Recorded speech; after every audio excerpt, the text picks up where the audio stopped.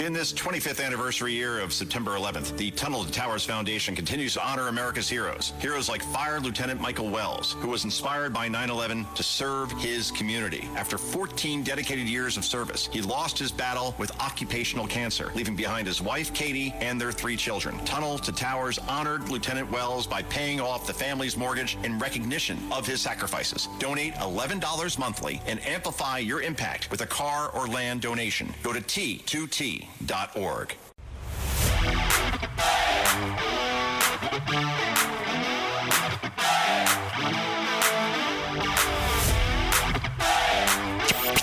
He's at war with woke. Joe Concha thinks liberals are a joke. Joe Concha. This is the Joe Concha Show, weekday edition, sponsored by the Tunnel to Towers Foundation. Here's Joe Concha.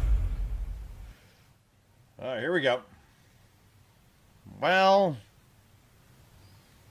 okay. Is this really necessary? The Beach Boys. Sounds like bomb Iran. Baba Iran.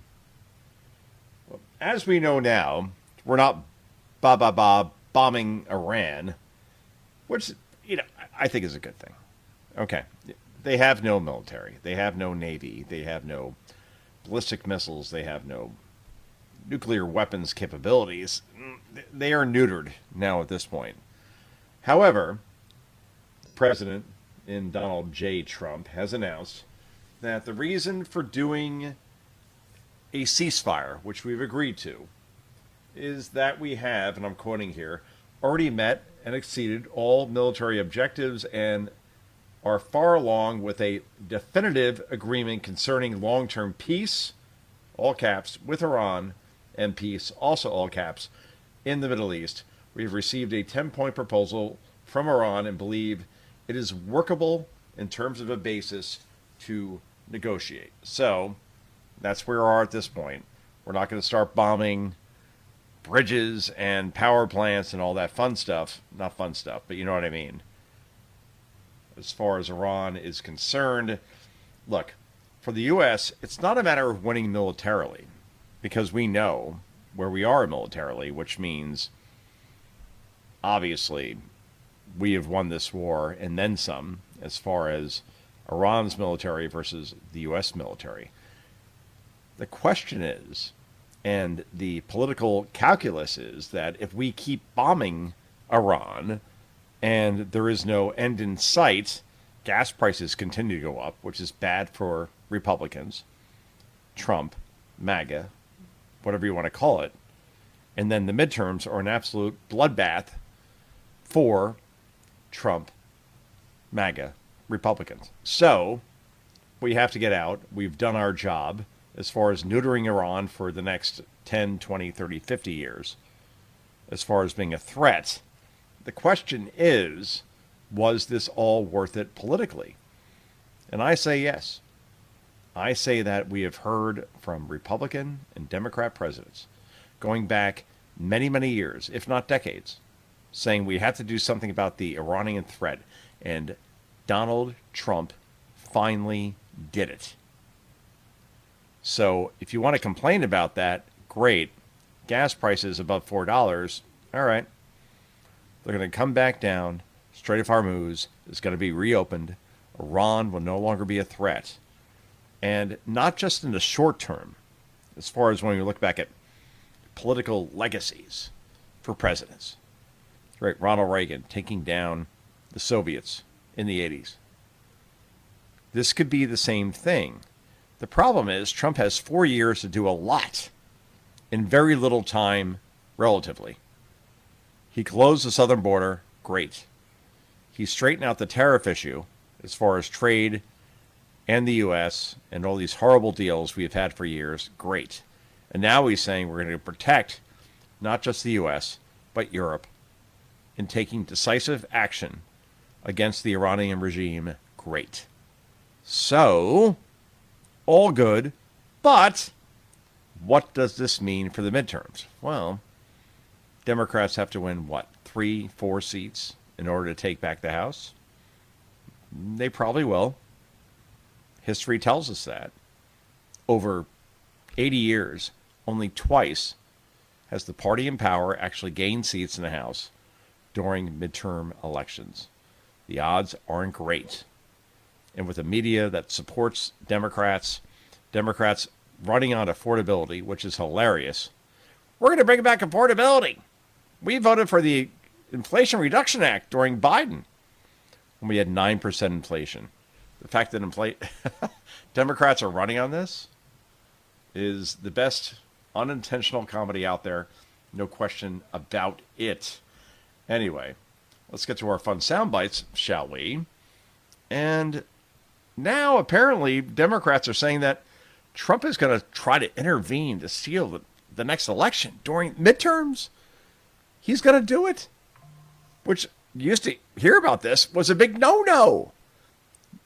You can't question elections in this country.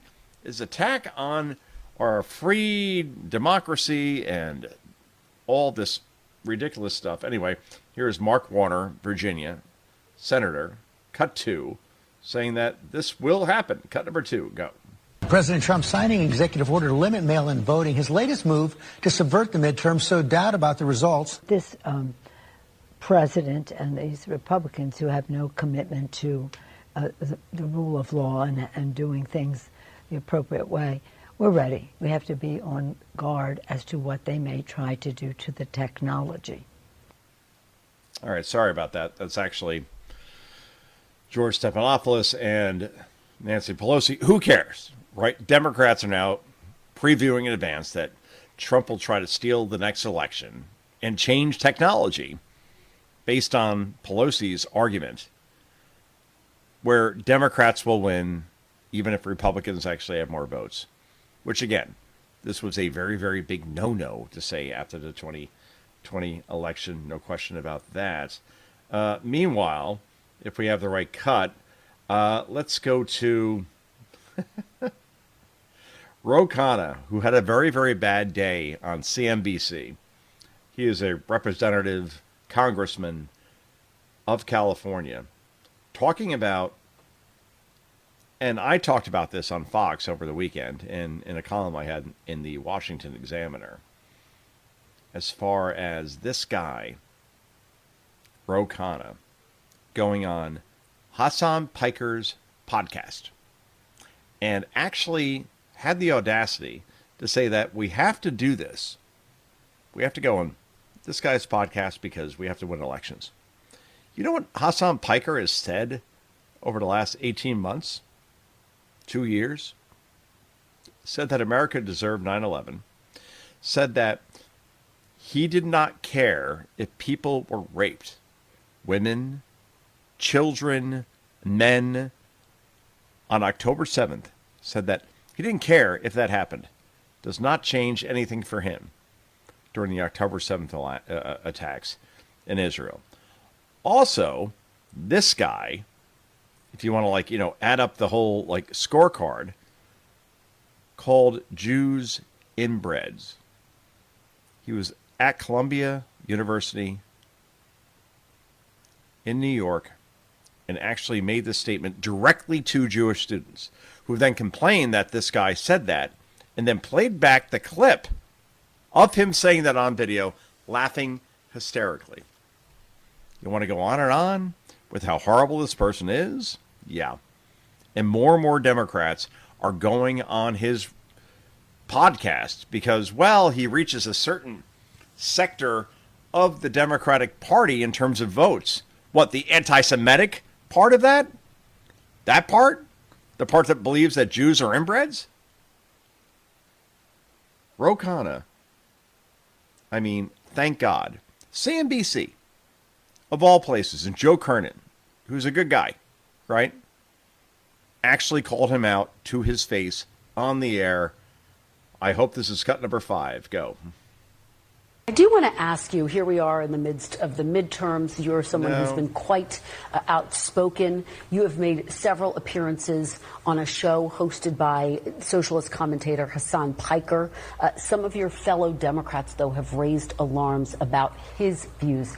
Here to members of a left-leaning think tank. This is how they put it. They wrote, quote, "No left-wing agitator is more influential and extreme than Twitch streamer Hassan Piker. He's referred to ultra-Orthodox Jews as inbred, employed anti-Semitic dog whistles, bloodthirsty, violent pig dog against an anti-Hamas viewer of his stream, compared liberal Zionists to liberal Nazis, and said Hamas is 1,000 times better than the Israeli state." Now, Hassan Piker says some of his comments have been taken out of context, but he largely stands by them. Do you have any regrets about appearing on his show? None, and I would go again.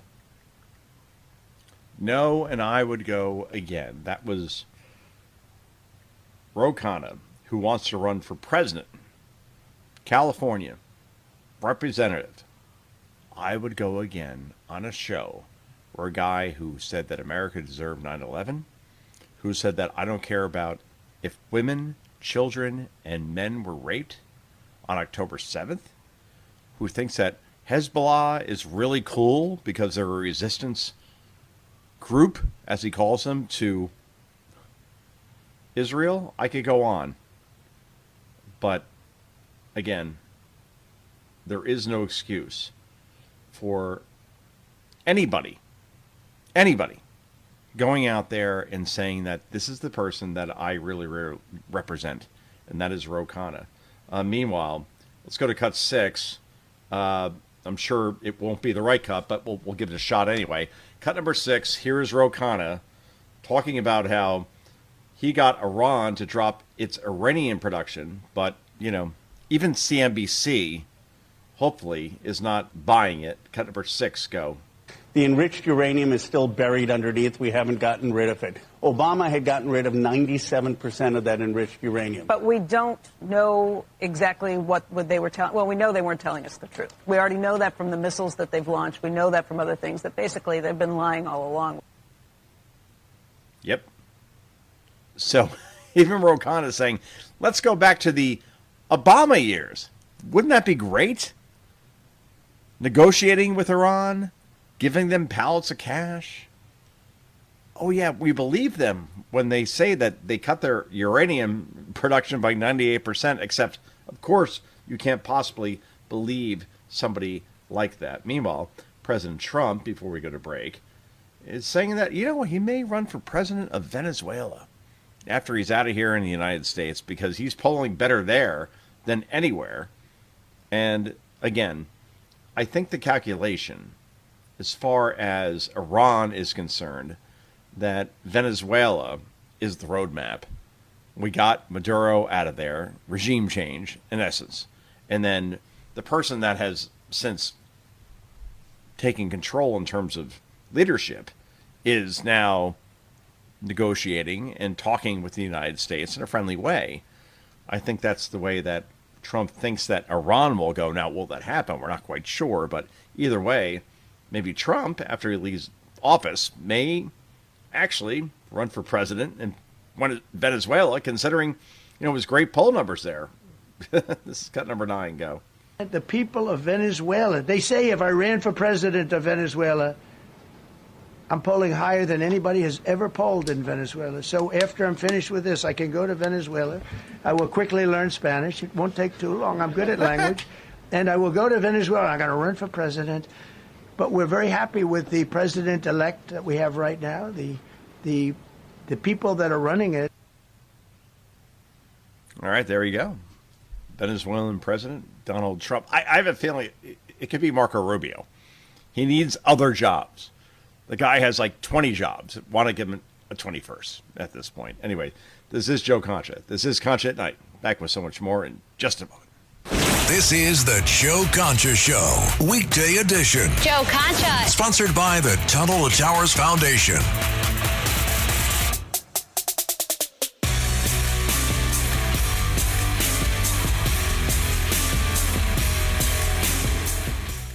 TaxAct knows every small business owner has different tax filing needs. With TaxAct, you can file yourself with the help of an expert, or TaxAct can do it all for you. You're the boss, the head honcho, the top banana. And TaxAct is like your loyal, trusty tax aide, ready to pounce on any tax needs you might have. TaxAct is dying to pounce on some small business tax needs. TaxAct. Let's get them over with. Adobe Acrobat, your team's home base. Collaborate within a shared PDF space. You've got your docs, your plans, your specs, and then invite the crew to build what's next. They talk up the teamwork. Here's an updated render. They think that this design could be a contender. But when somebody wonders what's the next step, AI helps you finish the rest. Bolts are tight, now your plan's refined. Run a smoother business when you're all aligned. Do that with Acrobat. Learn more at adobe.com/do-that-with-Acrobat.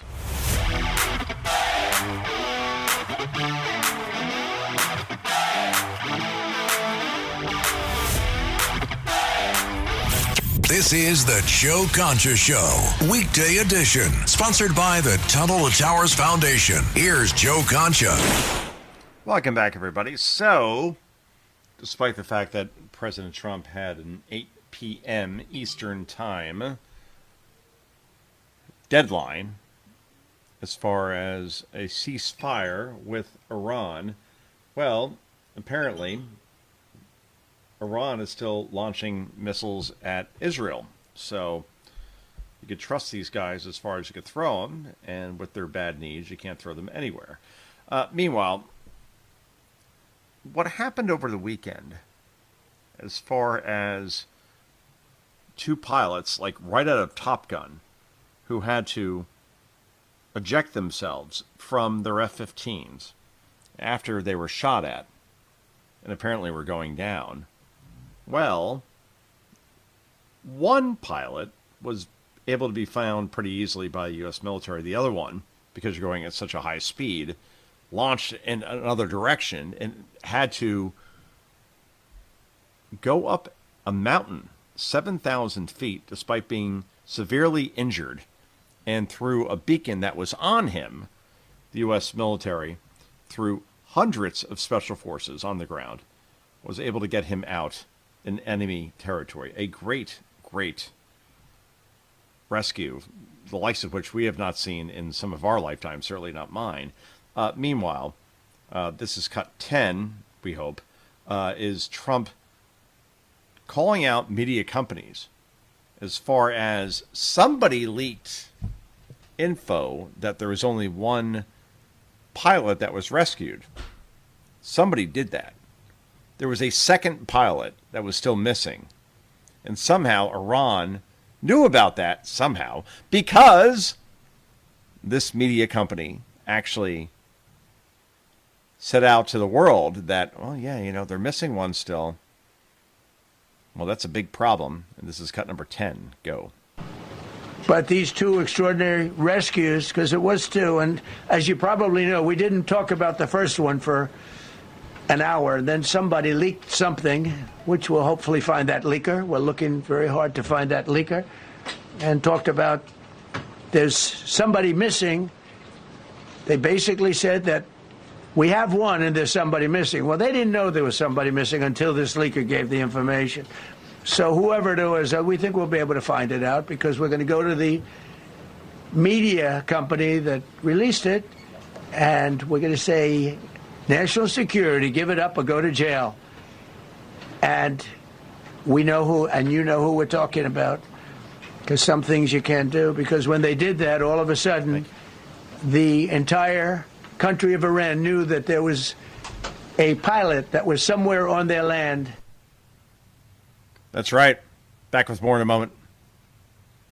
The Lincoln Spring Sales Event is on now, and there's never been a better time to experience the feeling of driving a Lincoln. Pictures, sunlight through the available panoramic vista roof, music, weather, and maps on the 48-inch panoramic display, and a drive so smooth that inspiration rides up front. Stepping out better than you got in.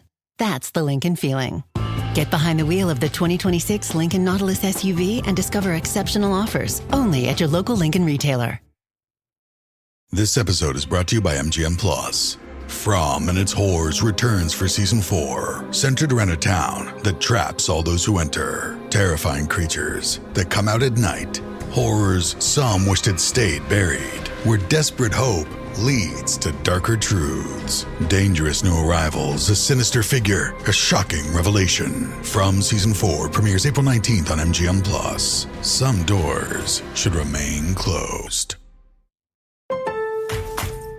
Introducing Home Care Plus, a new subscription service from Lowe's that helps make life easier by giving members a hand with home maintenance. Let Lowe's tackle the tasks you keep meaning to do, like electric dryer vent cleaning, replacing hard-to-reach light bulbs, and more. Subscribe to Home Care Plus for just $99 a year and consider your to-do list done. Members get more at Lowe's. Available in select zip codes only. Cancel anytime. Non-refundable fee. Product purchase required. Terms and service restrictions apply. Details at lowes.com/terms. Subject to change.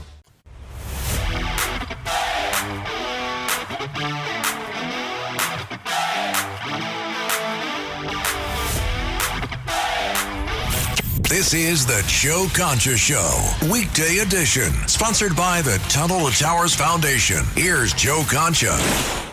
All right, let's shift gears here for a moment. So, Dr. Jeffrey Long, who is widely respected, has no political agenda whatsoever. He studies out-of-body experiences after you apparently almost die. And then maybe you didn't, right? Well, probably didn't. But the things that happen after you think, not you think, but people believe you're dead. You flatlined, right? You're in the ER or wherever you may be. And then you're declared dead, except you come back. Yay! That's nice. But he told Jillian Michaels on her podcast. I love Jillian. I've met her. She's a good soul. He has studied, this is Dr. Jeffrey Long, 280 out-of-body experiences. All right? And apparently 98% come back where he believes, based on his criteria, his research, that they actually left the body and were able to describe things that you could not describe if you're, let's say, in other words, the counter argument is, well, you know, you think you're dead and you're in a dream state and you go to a dream and, you know, then you come back and that's fine. In this case, the way he describes this, and I'm going to play a full minute of this, you're basically above your body and you could describe what's going on in that particular area, or you're miles away from what's happening. But either way, this guy seems to have nailed this. And good news, there's an afterlife, apparently. Cut number one, guys, go. He became a member of the Supreme Court of his country. Yeah. Oh, God. So brilliant guy. But he didn't believe in the resurrection. Till somebody came to him one day and said, Sir Lionel, you're the greatest lawyer in the world. Have you ever taken your monumental legal skill and applied it to the historical record of the resurrection and come to an informed verdict on whether Jesus rose from the dead? He said, no, I haven't, but I will. So he spent years doing what I ended up doing, investigating the evidence. And I'll recite to you one sentence he wrote that summarized his conclusion. He says, I say unequivocally that the evidence for the resurrection of Jesus Christ is so overwhelming that it compels acceptance by proof, which leaves absolutely no room for doubt. This from the greatest legal mind, I think, in practical sense, in history. By the way, I told that story in California. I moved to California in the year 2000 to be a teaching pastor at a church. And a woman came up to me afterwards. She said, hey, I'm your new neighbor. We haven't met yet, but you just bought a house down the block. I said, oh, that's great. Good to meet you. And there you go.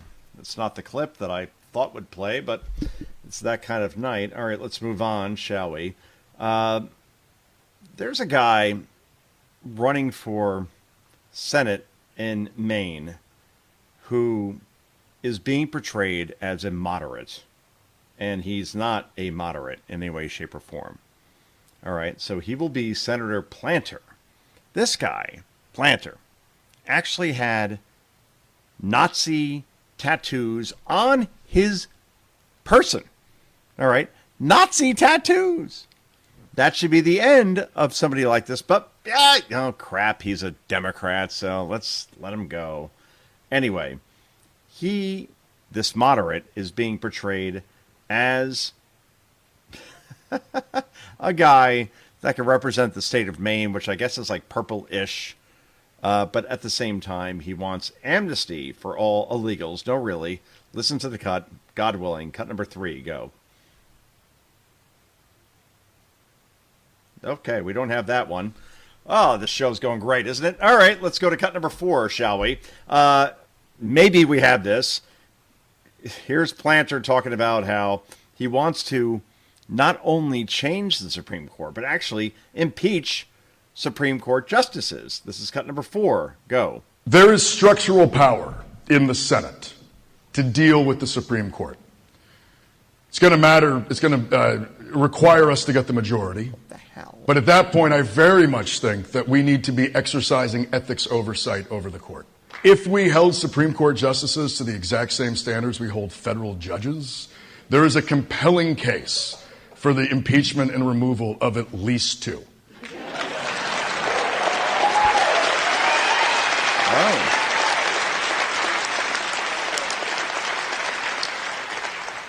But to make that happen, we need to elect people to the Senate that want to wield power like that, who understand that power matters, that it's real and you can use it. Yeah. All right, so if Democrats take back the Senate and the House and the White House, here's what happens. We have a Supreme Court that will not only be expanded to 15 seats from 9, so we have a 9-6 majority of liberals.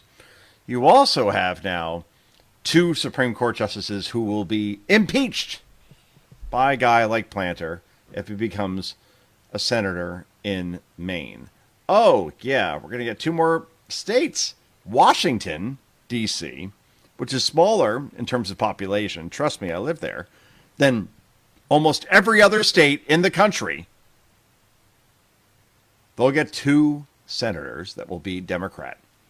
And then you have Puerto Rico, which will also have 2 Democratic senators. Great.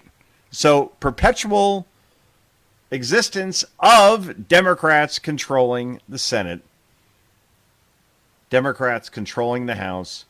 Then you have no electoral college as well. That will be eliminated. So therefore, then very good chance that Democrats win every presidential election. You think about this for a second. Donald Trump won the popular vote, but he is a rarity in terms of Republicans winning that. So that'll be eliminated as well. And then we could go down the line as far as everything that Democrats will do to make sure that they are in perpetual power for eternity. And this guy Planter in Maine will be a senator, and he will push for all of these things. Anyway, meanwhile, the seeds are being planted for Donald Trump. If somehow Republicans win the House, or at least keep the House in 2028, or 2026, excuse me, well, he's going to steal the next election. He's going to steal 2028. Swear to God, this is what Democrats are saying now at this point. This is cut number 7, not just George Stephanopoulos, chief ABC anchor of ABC News, but also Nancy Pelosi, the former House Speaker, talking about how Trump's going to steal the election. It used to be a really, really big no-no to talk about this stuff, but here we go. Cut number 7, go. Have honest voting in our country. President Trump signing executive order to limit mail-in voting, his latest move to subvert the midterm, sowed doubt about the results as his party faces political headwinds. We're going to speak to 2 Republican election experts. Yeah. Subvert the midterms, says George Stephanopoulos, former pit bull of Bill Clinton. And oh, by the way, Nancy Pelosi as well said the same thing, that Donald Trump's going to use technology to change votes in the election next year. Again, Trump said this in 2020, and, the guy got impeached over it. Go figure. Anyway, let's go to this, shall we? Because it's so, so great. My brother runs a trade school in Paterson, New Jersey, which is not the most pleasant place on earth, as even, residents of Paterson will tell you. It's a tough town. Very tough town. And certainly, if you want to send your kid to a university or college, a state college, private university, it doesn't matter. Think about this. If you want to send your kid to Georgetown, where my wife went to school, it'll cost you $400,000 per year pre-tax. So you got to earn like $700,000-$800,000 to send your kid, one kid, to Georgetown to be a Hoya Saxa. Okay? You want to go to University of Maryland, where I went. All right? Well, that's $50,000-$60,000 a year. Let's call it a $250,000 all year, all in. Okay? Well, after taxes, you got to earn $500,000 to send one kid to a state school that's not even in your state. Now you have trade schools, which are, you know what? A kid graduates from trade school, becomes a contractor, electrician, plumber, name it, mechanic. You will earn very, very good money considering the demand and considering supply and demand, where there's not a lot of supply right now as far as the type of people are getting into these professions. So my brother runs the Hohoka School of Trade in Paterson, New Jersey. And all I know is he keeps having to buy more and more buildings because they don't have enough rooms to put kids into class because the demand is so overwhelming. Anyway, here's Mike Rowe, a guy who knows about this stuff, talking about Gen Z ditching college for trade jobs. And trust me, it's the smartest thing you could do for 80% of kids that are thinking of going to college for the good time. Trust me, you want a job that pays well, go to a trade school. Here's Mike Rowe, cut number 11. Go. We thought about college the way we think about gyms. You know, like you join a gym, you pay a lot of money for the right to go into a building where there's a lot of equipment, and then maybe you use it or maybe you don't. Maybe you get a great trainer or maybe you don't. Mm-hmm. But at some point, we can do that calculus and then ask ourselves, well, you know what? Is $100 a month too much? Is $50 too much a month?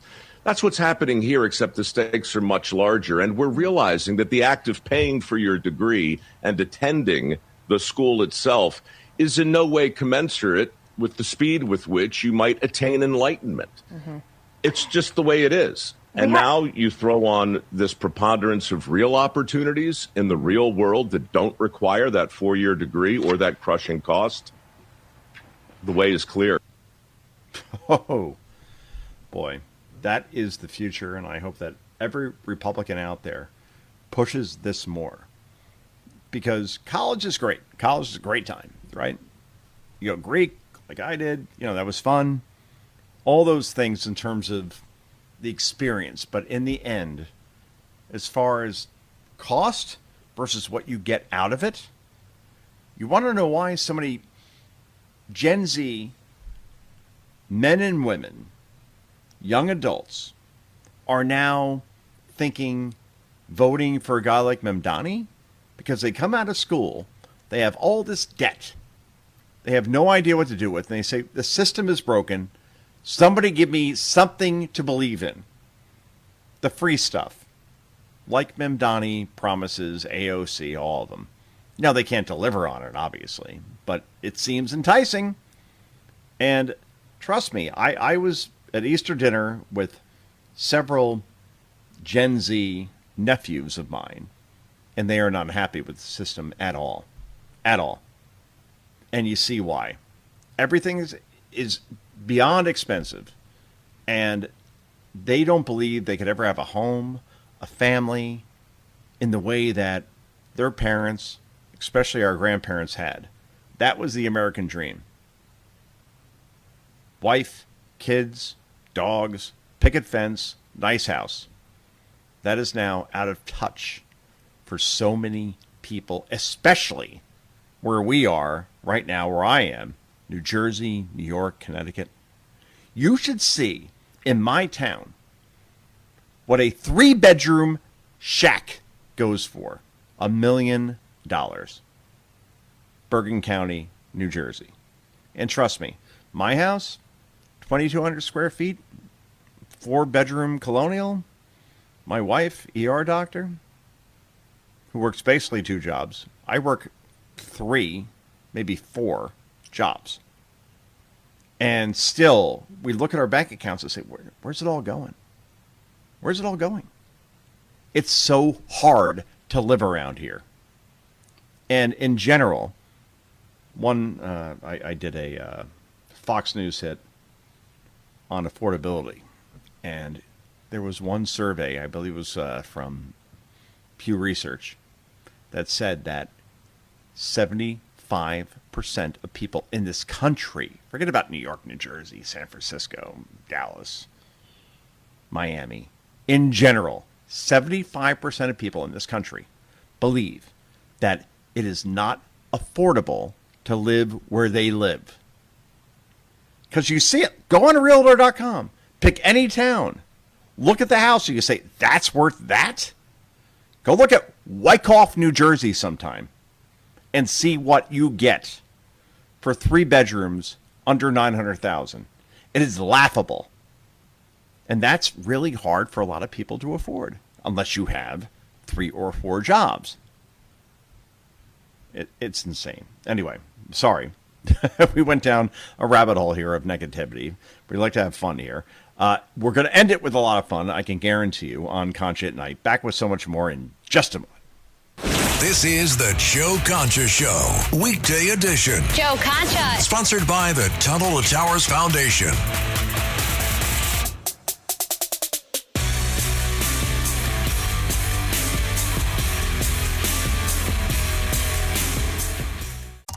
AI is incredible. It can teach you how to fry an egg and even write a poem, pirate style.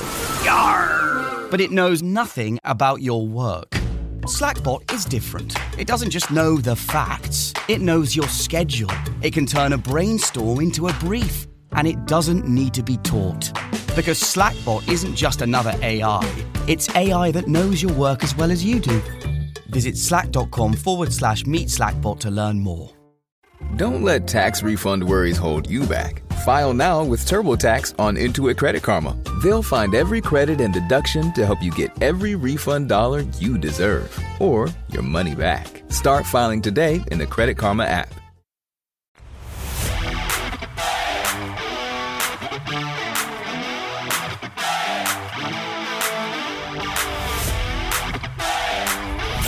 This is the Joe Concha Show, weekday edition, sponsored by the Tunnel to Towers Foundation. Here's Joe Concha.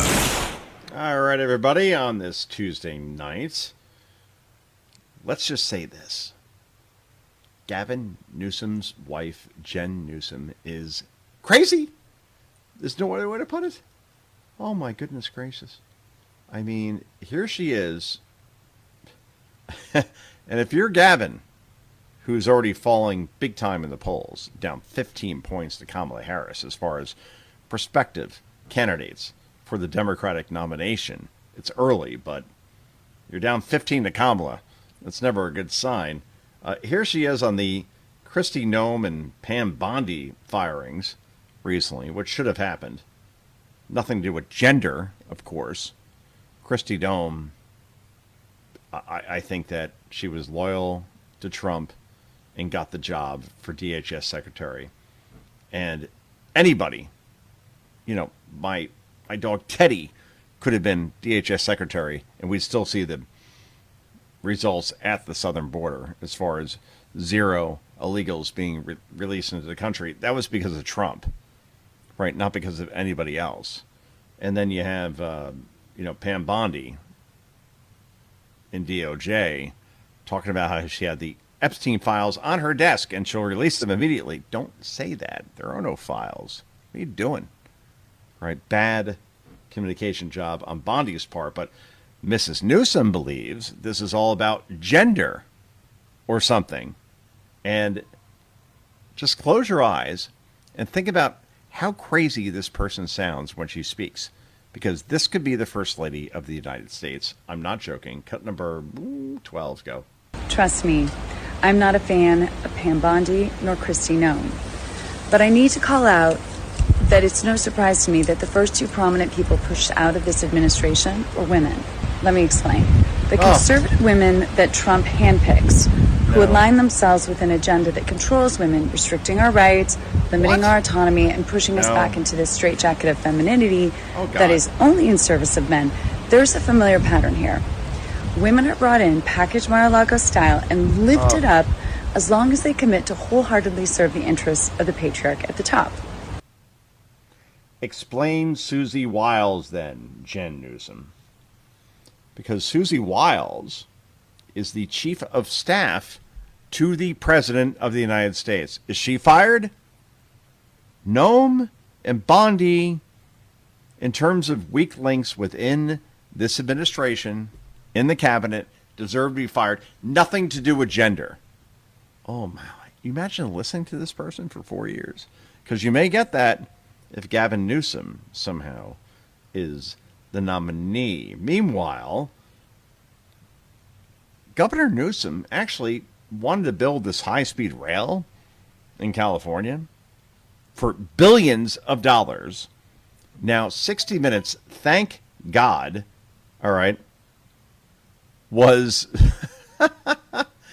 under Bari Weiss, did journalism, and went after this. Here is, you got to hear this, Stonehenge in California. I swear to God. No, I'm sorry. This may not be it. Cut number 14. Cut number 14, guys. Go. Here outside Fresno in California's Central Valley, one of the few signs of concrete progress. Literally, structures like this. Locals here jokingly refer to it as their own Stonehenge. Ideally, these bridges and viaducts will one day be used to support California high-speed rail. But for now, these are curiosities in a field. Monuments to promises that haven't been met and plans that haven't been executed. Yeah. If you want California to be America, elect Gavin Newsom. He's in such trouble. It's a joke. Anyway, back tomorrow night, 9 p.m., WABC and stations around this country. Until then, 2 words for you. Bye-bye.